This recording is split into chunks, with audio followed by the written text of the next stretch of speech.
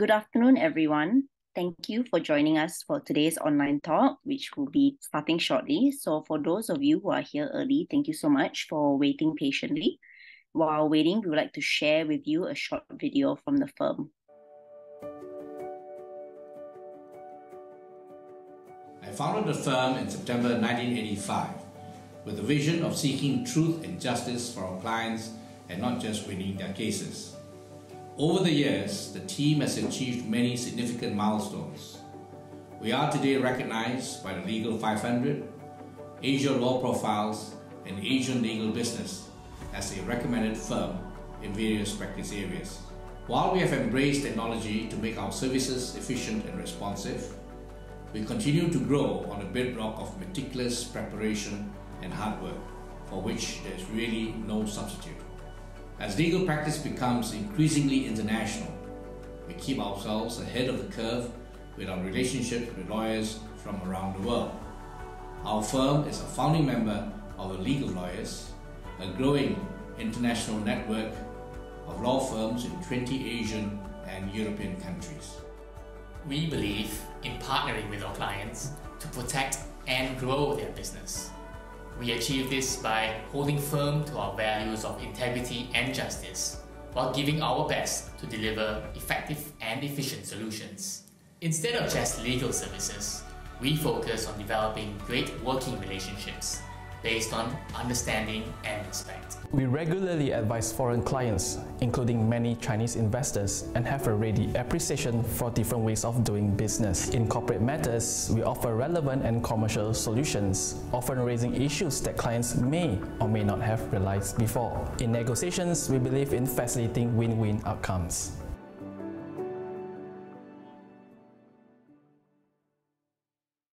Welcome, everybody. Thank you so much for joining us on today's online talk, which is entitled Landlocked by Compulsory Acquisition, Compensation for Loss of Access. My name is Jasmine Lee, and I'm an associate with Mawing Kwai and Associates, and I'll be your moderator for today's session. Before we start today's talk, let me just introduce the firm and what we do. We are trusted by small medium enterprises, family businesses, and individuals, and we were established in 1985 by Datuk Mawing Kwai, who is now a consultant with the firm.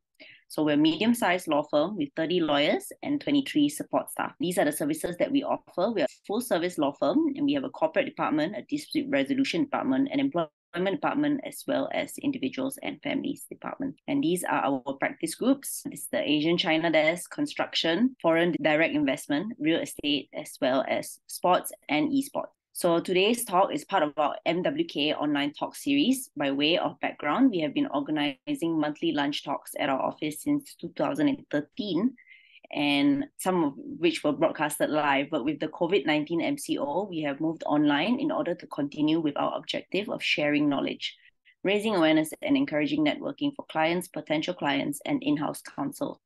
Before I continue, I would like to remind you all that this talk does not constitute legal advice.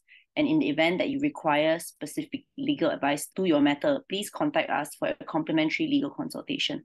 Details will be given later at the end of this talk. So our speakers today will be Ms. Denise Phang and Mr. Joseph Khor. Allow me to just introduce Denise to you. He's a partner in our dispute resolution department who leads the land dispute team of the firm. She has a Bachelor of Laws from the University of London, and she was admitted to the Malaysian bar in 2015. She is well-versed in planning, development, infrastructure, construction, and environmental laws. She was named as a Rising Star in 2022 by Asian Legal Business Malaysia, which recognizes young lawyers under the age of 40 who have been making an impact in Malaysia's legal scheme. Moving on to Mr. Joseph Khor. He's an associate in our dispute resolution, corporate and employment, as well as industrial relation departments. He has a Bachelor of Laws from the University of Malaya, and he regularly acts and advises on all levels of Malaysian courts in land-related disputes. His areas of practice currently include admiralty law, tax, reputational management and defamation, enforcement of foreign judgments, as well as administration of estates. Today's talk points will be about the overview of land acquisition in Malaysia, severance and injurious affection, compensation for loss of access, case studies, as well as recent court decisions. Joseph, I give it to you. Thanks, Jasmine. All right. Our talk points today, as mentioned by Jasmine, will be mainly focused on the issue of loss of access, landlocked, And that ties in with severance mainly. But I will give an introduction first before I pass on the meat of the talk today to our partner, Ms. Denise. I will start off with an overview of land acquisition in Malaysia, just briefly, and then I will explain briefly what severance and injurious affection are. And then Denise will be talking on the compensation for loss of access, as well as providing some case studies on and recent court decisions on this topic. All right, I'll begin with a quick overview of land acquisition in Malaysia. Now, land acquisition in Malaysia is mainly governed by the Land Acquisition Act, but it comes under the rights of the Malaysians under the Federal Constitution of Malaysia. So Article 13 of the Federal Constitution provides that no person shall be deprived of property save in accordance with law, and no law shall provide for the compulsory acquisition or use of property without adequate compensation. So it's on this backdrop that we have the legal framework of land acquisition in Malaysia to provide for adequate compensation to landowners whose land has been compulsorily acquired. This is illustrated well in the Court of Appeal decision in Phang. It's a land acquisition case decided in the year 2013. So basically, the Court of Appeal in this case, in a nutshell, says that land acquisition procedures need to be complied with because it is clear that the provision of Article 13(1) of the Federal Constitution has been violated if the procedures are not complied with by the state authority, which is the party that's acquiring land, right? The Act is meant to safeguard the landowner's constitutional rights to property, as previously discussed, as it prescribes the procedures to be followed by the state when acquiring land, so including the determination of the amount of fair and reasonable compensation to be paid. And the Land Acquisition Act is legislation that empowers a state authority to deprive a person of his property.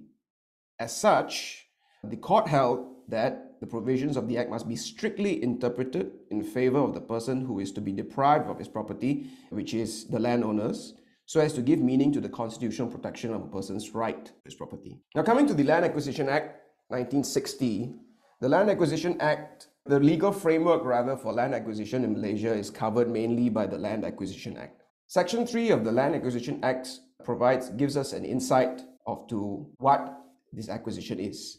Land acquisition or compulsory acquisition in Malaysia is acquisition of private land by the state authority for public purpose, or a person or corporation for a purpose beneficial to economic development, the public generally, or any class of the public. As you can see, what we are familiar with are usually construction of highways, for example, construction of pipelines, maybe. And these are common reasons why land is acquired under the Land Acquisition Act. It can also be acquired for mining, residential, agricultural, commercial, industrial, or recreational. So an overview of the process, allow me to give an overview of the process in the Land Acquisition Act. I will not spend too long as our focus is on landlocked and loss of access. But basically, first it starts off with the Gazette of the acquisition. A preliminary notice in Form A lapses after 12 months. And then after that, there will be a declaration that the land is needed. And that's in Form D. Usually that's when, or rather you can confirm that the land is going to be acquired. After which the landowner will receive a notice of inquiry in Form E. Usually that is when we advise that you seek the legal advice on what to do, or whether you can object to the land acquisition, or maybe if there are any grounds to object to the land acquisition, or perhaps go for an issue of compensation, which we'll be covering today. Now, in the inquiry, persons interested in the acquisition will be called. Now, I'll explain a little bit later who are the persons interested. And after the inquiry, the land administrator, or what we commonly know as the land office, will make a written award in Form G, and a notice of award in Form H. And those are the forms which tell you what is the amount of compensation you'll be getting from the acquisition, and after which the state will take possession of the land. All right. It's important to note that I did not list out all the forms here because the entire process perhaps deserves a talk on itself. But just briefly, this is the overview of what it's going to look like. Persons interested in a land acquisition basically are these categories of people, which we have listed out here.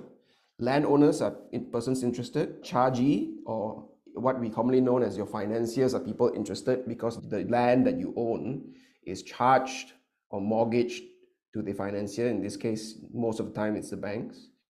And tenants and lessees are also persons interested. As shown earlier, the Land Acquisition Act defines people such as tenants at will.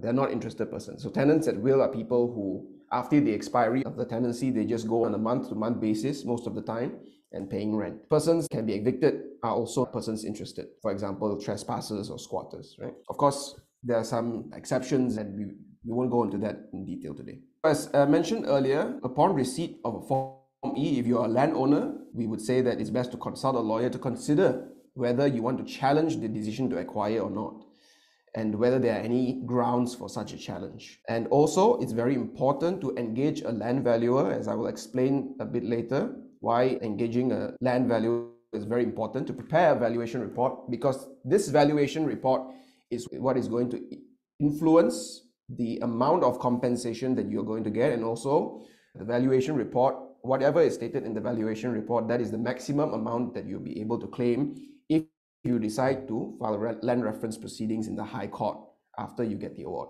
Some common important things to bring to the land inquiry: a copy of the land title, the valuation report, of course, proof of damages, redemption statement if it's charged to a bank, and a copy of bank account statement.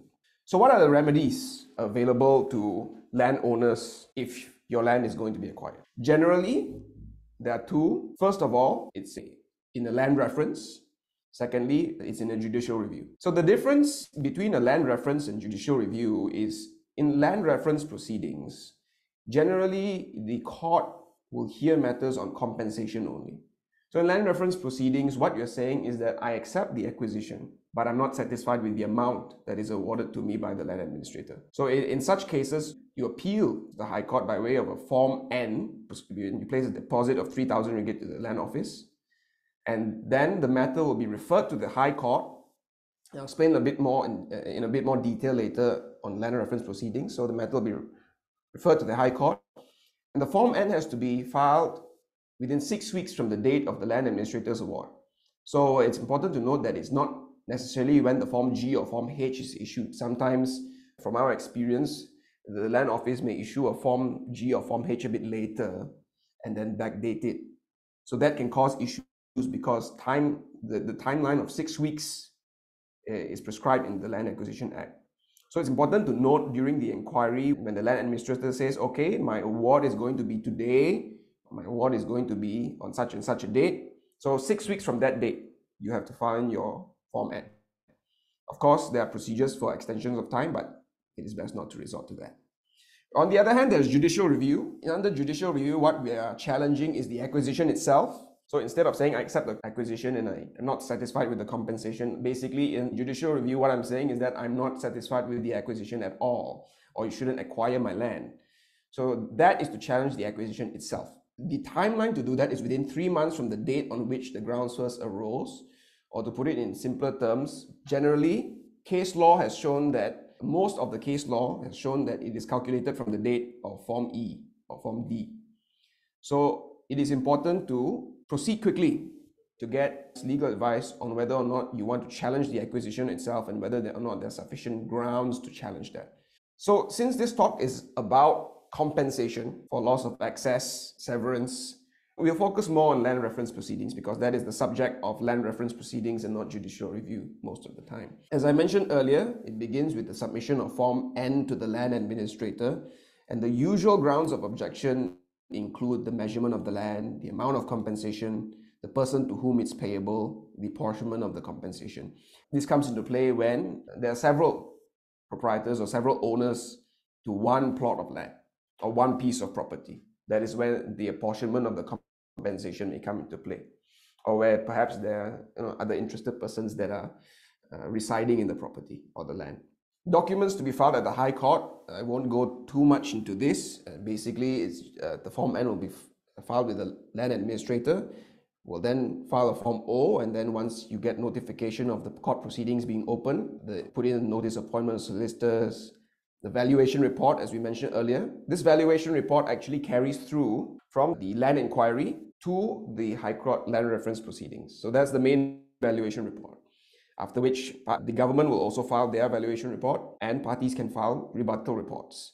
There'll be affidavits to include statements which are not covered in the valuation reports and written submissions which are basically your legal arguments and cross-examination if necessary. So during land reference proceedings, it's unique because at the High Court usually there's one singular judge sitting. But in land reference proceedings, the judge is sitting with two assessors. These two assessors are valuers, one from the private sector and one from the government sector. The role of the assessors are actually to assist the judge in arriving at a decision on compensation. All right. It is required under the Land Acquisition Act for the assessors to submit written opinions by way of reports. And ultimately, it is for the High Court judge to decide and award the amount of compensation, late payment charges, and costs, if any. In paragraph 4 of the first schedule of the Land Acquisition Act, the High Court cannot award more than what was claimed at the land inquiry.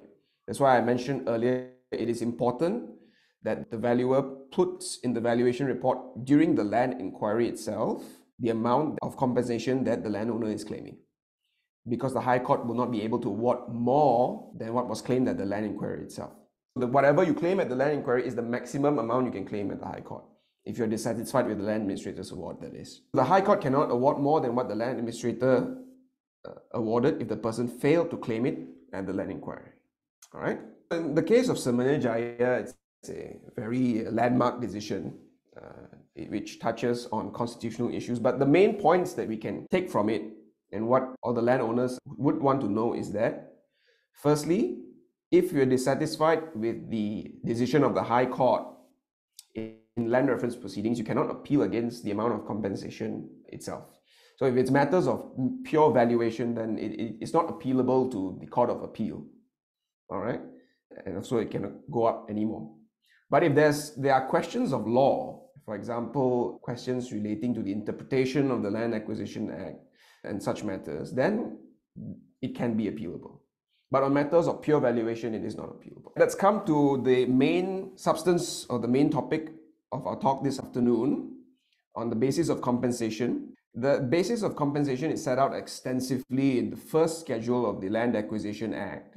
And I've summarized it and paraphrased it here for your convenience. It is when the court decides, or when the land administrator even decides how much compensation is to be paid, these are the factors that will be taken into account.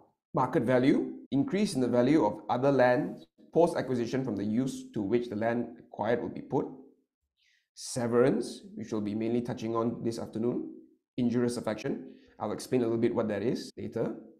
Disturbance, for example, change of residence or business and reasonable expenses, damage that caused due to the acquisition as a consequence of the acquisition. And where only part of the land is acquired, undertaking by the government or the concessionaire. Basically, for example, if it's a highway, you have your highway concessionaires like MR2 for the construction of roads, drains, walls, fences, or other facilities benefiting any part of the land left unacquired, provided that the undertaking is clear and enforceable. In other words, what it means is that if there is an undertaking, for example, your land is severed into two due to the acquisition, and one part is landlocked, the undertaking by the government or the concessionaire to give you access to the landlocked portion is also a factor to be taken into consideration when the land administrator or the court decides on the amount of compensation to be paid. But generally, these are the things that are considered when coming up with the amount of compensation that a landowner is entitled to under land acquisition in Malaysia. Common issues that are raised during land reference proceedings is acquisition of remaining land, accessibility, which is the subject of our talk today, visibility, loss of development potential, extinguished business, loss of revenue, construction works, flooding, cracks, debris, trespass, noise pollution, even risk or danger of certain construction. For example, if there's a construction of a high voltage electrical cables, a high voltage electrical plant, the court has considered before in cases whereby what are the adverse effects of the electrical voltage that will be caused to the landowners on the remaining unacquired portions of land. So these are things that will be considered. Severance and injurious affection, as I mentioned earlier, are explained in the Land Acquisition Act as such. What is severance? So under paragraph 2C of the first schedule of the Land Acquisition Act, this is how it reads. The damage, if any, sustained or likely to be sustained by the person interested at the time of the land administrator's taking possession of the land by reason of severing such land from his other land. In other words, it mainly means the consequences of your land being split. So not all the time where acquisition occurs, the state will acquire the whole piece of land. A lot of times, actually, they will acquire a portion of the land, not by the side, perhaps in the middle, or even by the side, which causes the land to be severed or split into two different pieces. So that is severance, splitting of the land, for if I were to use another word. What about injurious affection? Injurious affection under paragraph 2D of the first schedule of the Land Acquisition Act reads like this. The damage, if any, sustained or likely to be sustained by the person interested at the time of the land administrator's taking possession of the land by reason of the acquisition injuriously affecting his other property, whether movable or immovable in any other manner. Injurious affection, perhaps if I could use another word for it, would be adverse effects. Adverse effects of the land acquisition to the landowner. For example, some common examples: flooding, loss of crops, risks to health and safety, etc. I have explained in brief an overview of the land acquisition scheme in Malaysia. I will now pass the time to our partner, Ms. Denise Phang, to dive deep into the issue of loss of access in regard to a land acquisition. Over to you, Denise. Thank you very much, Joseph. Good afternoon, ladies and gentlemen.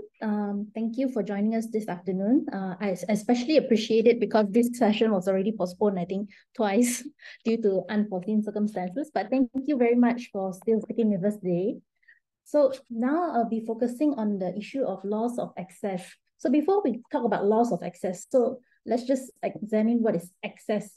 In layman terms, it is basically the entry or exit point to a land or property. So in Ng Tian Ho against Collector of Land Revenue Gombak, this is quite a landmark case that almost every valuer or every lawyer cites in their submissions. So it says this: when assessing the market value of a property, the fourth important consideration is actually access. So just the availability of access road to and within it, or presence of road reserve, indicating a likelihood of access to be constructed in the near future. So basically, a land would require entry point and exit point. It can have one access point or one or more access point. Most of it may be two, some only one. I've rarely seen lands with 3 access points, but possible as well. Now, when we talk about loss of access, commonly there are 2 types that we encounter during land acquisition cases.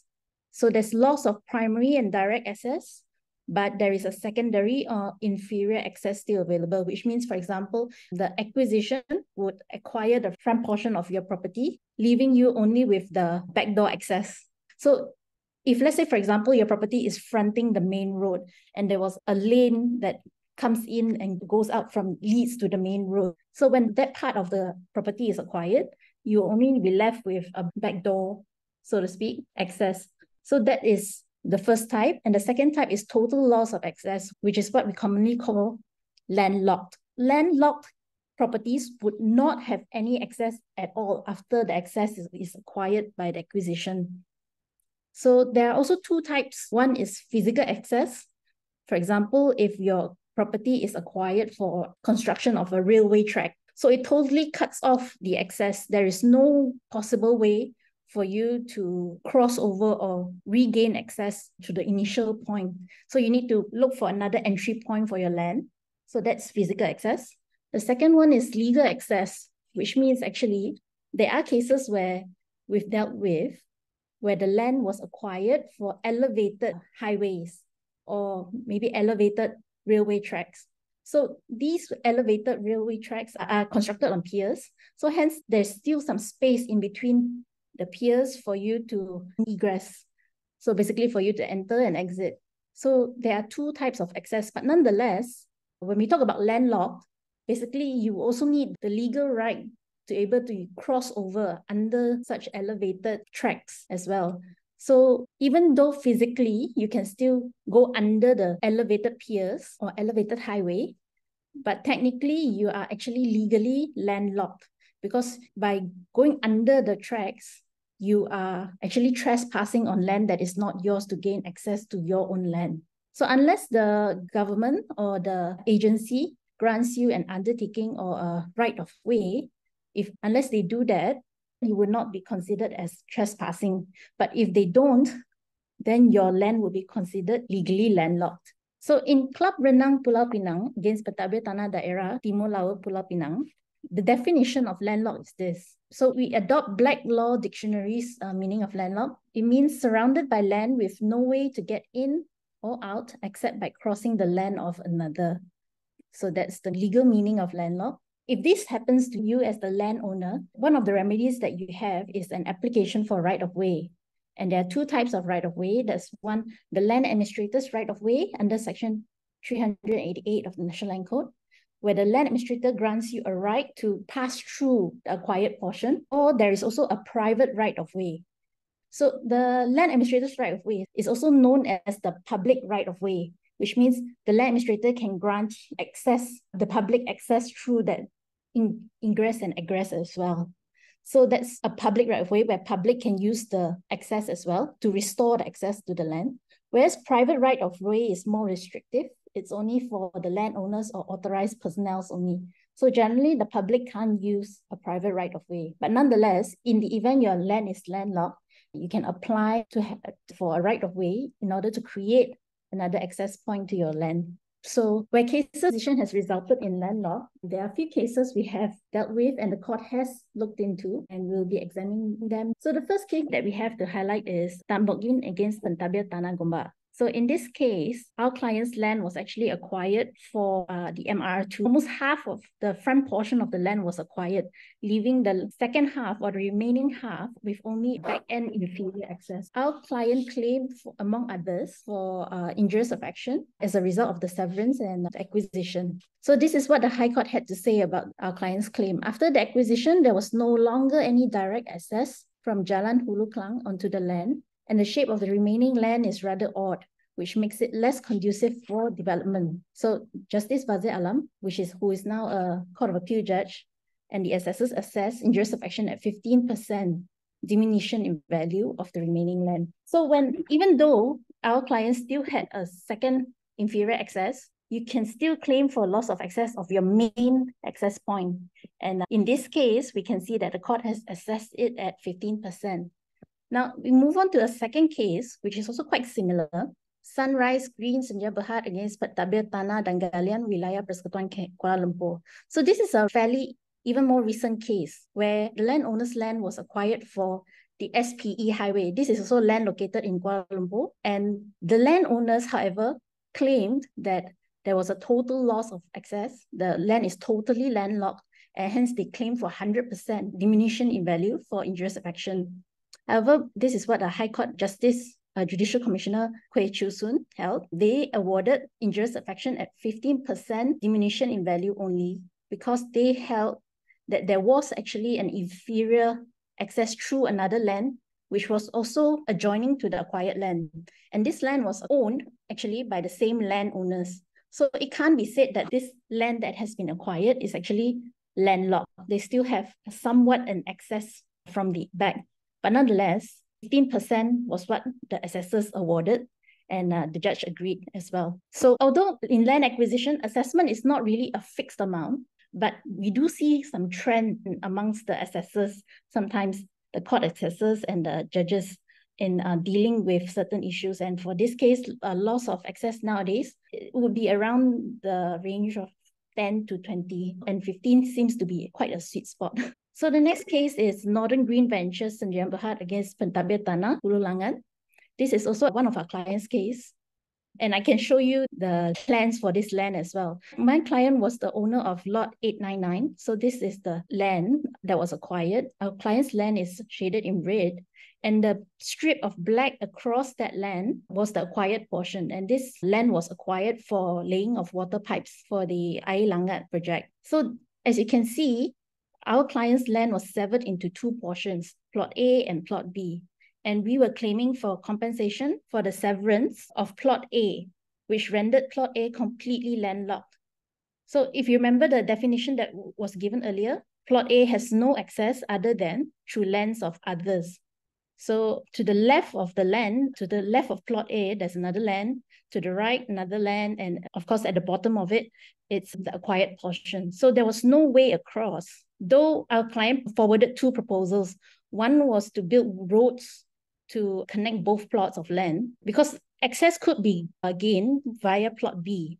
So similar to the Sunrise case earlier, access could be granted through plot B, but in order to reconnect plot A, they need to build roads on the acquired portion of the land. Or the second option would be to build bridges. This acquisition was for water pipes. So hence there was a requirement to build bridges in order to not affect the water pipes that are going through the land. The High Court held that the land was not landlocked, and because physically you still can walk through and go through the property, but nonetheless we appealed to the Court of Appeal on the point of legal access, and the Court of Appeal agreed that this piece of land, plot A, was actually legally landlocked. However, the Court of Appeal only granted us 600,000 for the cost of constructions of roads. So between the two options, our client presented these options to the water authorities. They initially agreed to allow our clients to build roads to reconnect the lands. However, subsequently, they said, oh no, you can only build bridges. So at the Court of Appeal, it didn't make sense to just award our clients 600,000 just for the cost of construction of roads when the construction of roads was not agreed to by the water authorities. So hence we appealed to the federal court, and finally the federal court granted our client 7.9 million for the cost of the construction of the bridge to reconnect both lands. So this is quite a long saga and a process to go through.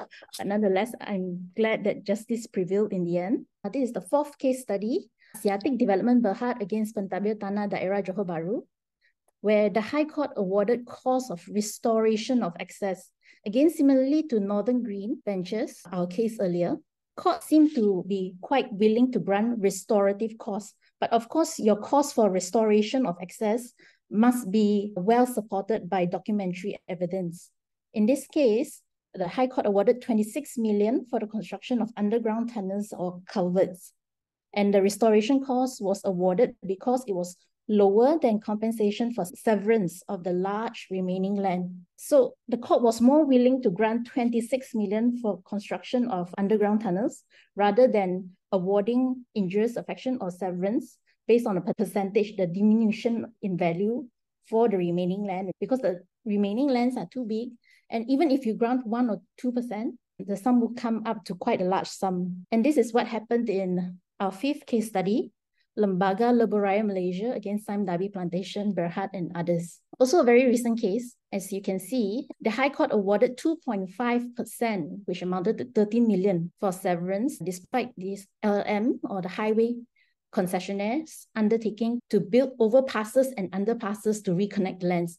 So in this case, it was not as bad, for example, in Northern Green, because in Northern Green, the water authorities didn't say, I will build it for you. The water authorities just left it there. You want to build, you can only build bridges. And that's what the water authorities said in Northern Green Ventures. Whereas in this case, in against Sime Darby Plantation, the highway concessioner was willing to restore access for you by building overpasses and underpasses. But nonetheless, the High Court still awarded 2.5 million, and this was the rationale. Undertakings were not satisfactory. It was insufficient and inadequate to place the landowners in the same position prior to the acquisition of the subject lots, which meant that what the courts were trying to say was that even though you are going to build overpasses and underpasses, it still did not put the landowners in their original position. They are still left with additional costs or more difficulty in accessing their lands. So hence, that's why the High Court awarded 2.5% for severance. And this case went up to the Court of Appeal, which upheld the High Court's decision. And because the way it was argued as well, technically, the Court of Appeal felt that it was actually a challenge on the adequacy of the compensation itself, the amount of compensation, and hence it was not appealable and is barred by Section 49 of the Land Acquisition Act. There is another limitation that we have to explore for, but nonetheless, so that's what the Court of Appeal did. The Court of Appeal upheld the High Court's decision, and I believe this case also went up to the Federal Court, and actually only recently the Federal Court as well dismissed the LLM's appeal and upheld the Court of Appeal's decision. So as we can see, even if access is being restored, you can still claim for some amount of severance, though it might not be much. In this case, because it's a plantation land, it's an agricultural land, the trend is that courts has been giving quite nominal amount for such severance and injurious affection. I also have some additional case studies which I have not put in here because these cases are not reported, but these are some of our previous clients' cases that I can just share with you guys without disclosing anything P&C. In some situations, though very rare situations, where the acquisitions render the remaining land landlocked, if the remaining land is too small or uneconomical to develop, then during the land inquiry, the landowner can actually request that the state authorities acquire the remaining land as well. So this can be done during the inquiry itself, not at the High Court. When you come to the High Court, it's too late already. So we've seen this done with represented clients in inquiries before. Sometimes it can be done. It can be negotiated. There are also cases where the acquisition has rendered our client's land being severed from road reserves. So different from existing roads is actually a disconnect or severance from a road reserve. And although the High Court did not award any damages or injurious affection for disconnection from the road reserve, however, our client's case went up to the Court of Appeal, and the Court of Appeal found in favor of our client that there was legal disconnection from a road reserve, also the remaining land being legally landlocked, and hence the case is currently sent back to the High Court for assessment. So we don't have any decision on that yet, but we will keep you guys updated on that. If the case gets reported, we most likely write an article about it as well. So I think that's all for today. Thank you very much. And now I think we will move on to questions. I'll pass the floor back to our moderator, Jasmine. Okay, thank you, Denise. Thank you, Joseph. All right, everyone. We will now be having a Q&A session at the end of the talk. So if you could just please post your questions in the Q&A chat box at the bottom of your screen. So we have our first question. If the landowner's property is compulsory acquired by the state, is the compensation obtained by the landowner subject to tax? Joseph, would you like to take this? Sure, I can take that. So it's a good question. The answer to that is if you look at paragraph 3 of Schedule 2 of the Real Property Gains Tax Act, it states basically transactions in which disposal price is deemed equal to acquisition price. So one of it is disposal of an asset as a result of compulsory acquisition under any law. So this issue was also dealt with very recently by the Federal Court. It's a 2023 published judgment of the Federal Court in Wira Muda Sendirian Berhad against Ketua Pengarah Hasil Dalam Negeri. So in that case, the Federal Court said because the disposal of the asset under compulsory acquisition is deemed to be equal to the acquisition price, so there is no net gain.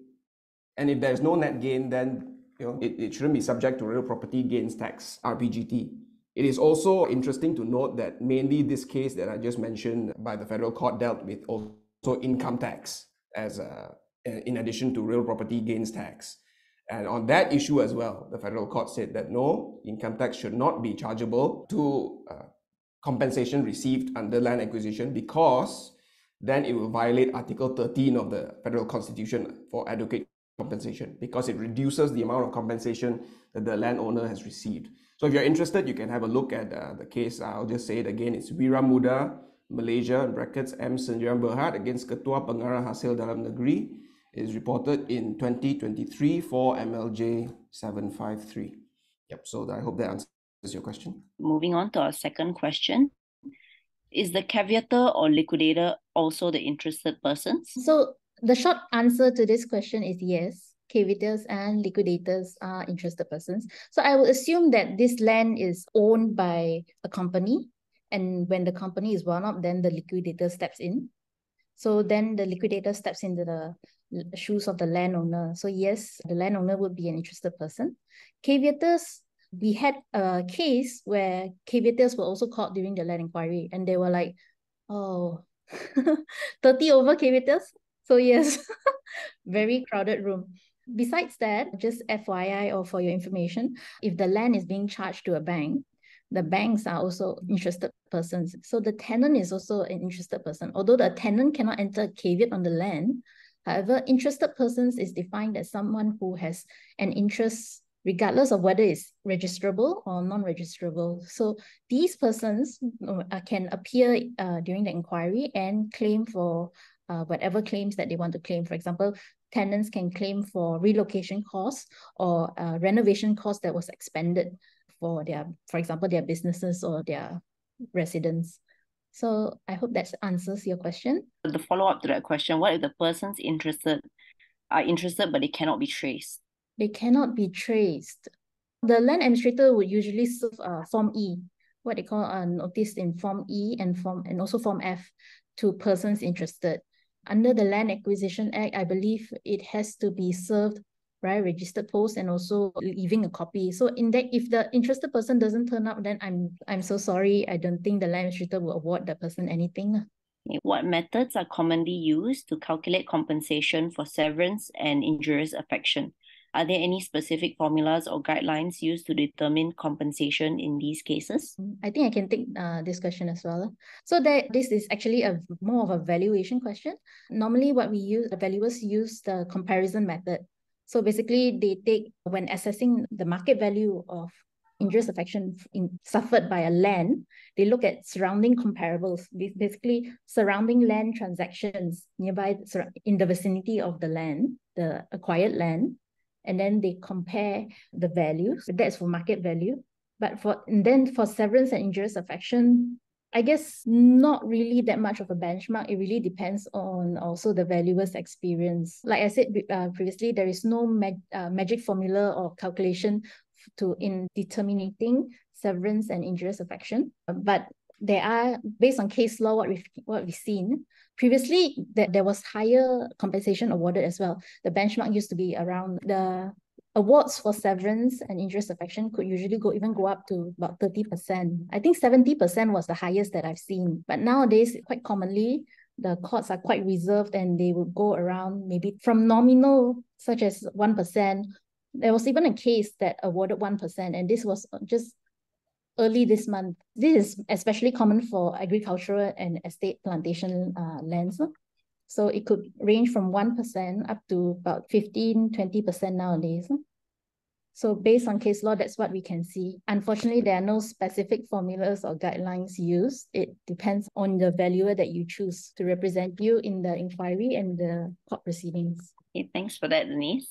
If you have room for one more, there's a question which says, if part of the land and existing estate is acquired for a public road, hence severing the estate into two portions, can the landowner claim for severance and IA due to the disturbance/increase in cost of managing the estate, as the workers and vehicles will now have to cross over the public road to reach the fields on the other side of the public road? This sounds similar to the case of Sime-Bloodby plantation. If possible, you could actually just read up the case, LRM against Sime-Bloodby plantation. So that's how they claimed. So they are saying it increases the cost of managing the estate. So now that you've built a closed highway right in the middle of our lands, we have to re-strategize and rethink how to manage. Now, instead of one contiguous big land, we have to re-strategize and figure a way out how to manage both the lands that are severed by the highway. So in that sense, that's why the Court of Appeal granted also 2.5% for injurious affection and severance. Does this answer the question? Okay, if it's a public road, then chances are you could actually build what is called an entry and an exit point from the main road. You just need to get approvals for it. So your claim for injurious affection or severance actually might not be allowed because you can still access it from the new public road that is constructed. I think that would be the argument that you have to face. Because it's a public road, you can still go on, the public can still go on and exit on it as well. Whereas as compared to highways, they are usually closed up. I hope that answers the question. Okay, Denise, there is a follow-up question from Catherine here. So it says, does it mean for charged lands, the banks can seek full compensation for the amounts owed by the companies, which create debentures in favor of the bank, and the original acquisition price is less than the compensation value of the acquired property? Also, is there a difference in the tax amount? I'll just answer the RPGT amount first. There is no RPGT, as Joseph has explained. For example, during the inquiry, when the bank representative from the bank does turn up and passes the land administrator your statement for redemption, what the land administrator would do is to award the compensation. And then, for example, I say the compensation amount is 3 million and how much goes to the bank. So yes, the bank has the right to be paid first in full. The bank has the right to be paid in full, even though a portion of the land was just acquired. There's no, we can't prorate it and say only 10% of the land was acquired. So actually the bank would only be entitled to 10% of the compensation. So it doesn't work that way. The bank will be paid first, unless you can work out another arrangement with the bank, which can easily be done. I think what you can do is apply to refinance your land. So that is one of the arrangements that you can enter with your bank. Thank you for that. Do you have room for one more? I think Joseph can take this question. I think it is unlikely, that'll be my answer.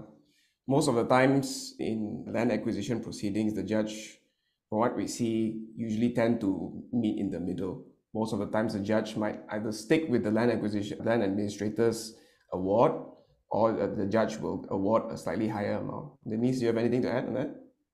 I will agree with you if only the landowner filed Form N. So it's either we can go up from there, or the judge might most likely maintain the land administrator's award.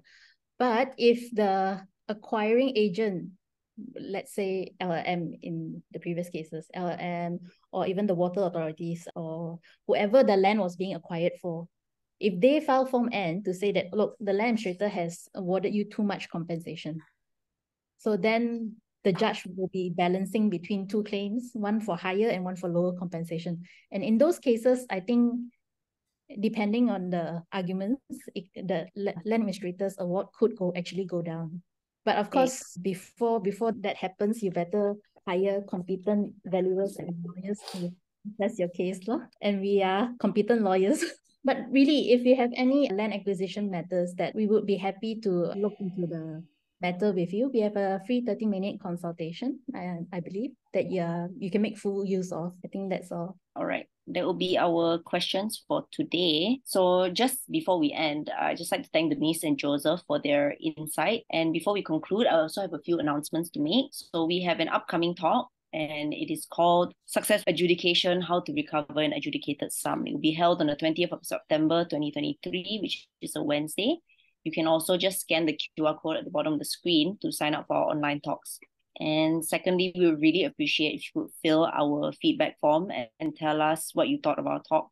The link to the form will be posted in the chat below. Okay, of course, please also follow us on social media. We are on everything. We're on YouTube, Twitter, Instagram, LinkedIn, and Facebook. And of course, last but not least, as Denise mentioned, we do provide a 30-minute free consultation over the telephone or video conference if that's more convenient for you.